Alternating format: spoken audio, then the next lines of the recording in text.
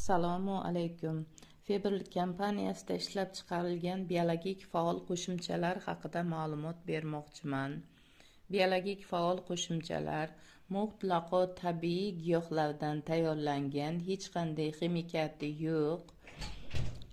Har biri tanamizdagi organ va organlar sistemasini sog'lom bo'lishi va bizga uzoq xizmat qilishini ta'minlovchi hisoblanadi.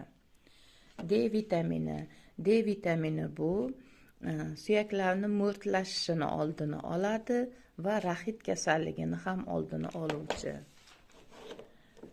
Kalsiy K2. Doimiy ravishda kalsiy K2ni tavsiya etayotganimda doim D vitamini bilan birga beraman. Sababi mana bu kalsiy tarkibida K2 ham mavjud. K2 bu kalsiyni qon tomirlar devorida kristallanishini oldini oladi va qon tomir devoridagi kalsiylarni eritib, qonga to'liq 100% so'rilishini ta'minlaydi. Kalsiyni qonga to'liq so'rilishini ta'minlovchi narsa D vitamini. Tanamizda D vitamini yetarli bo'lsa, kalsiy ichaklar orqali qonga 100% so'riladi. Shuning uchun doimiy ravishda D vitaminini kalsiy bilan birgalikda tavsiya etaman. Mana bu yerda yana bir mahsulotimiz bor. Dobrigen aktiv kollagen. Bu mahsulot juda ham noyob xususiyatga ega.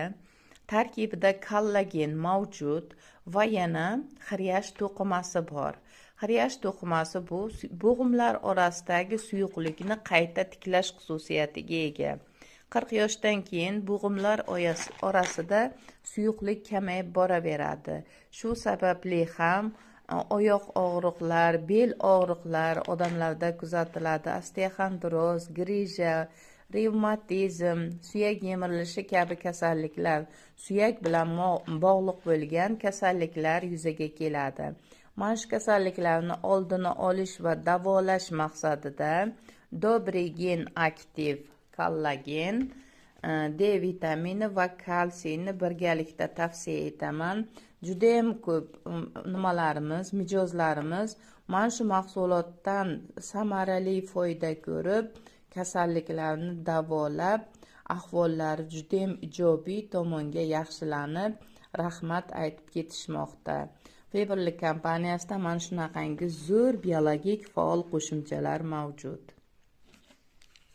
Mana bu yerda vitamin B kompleksi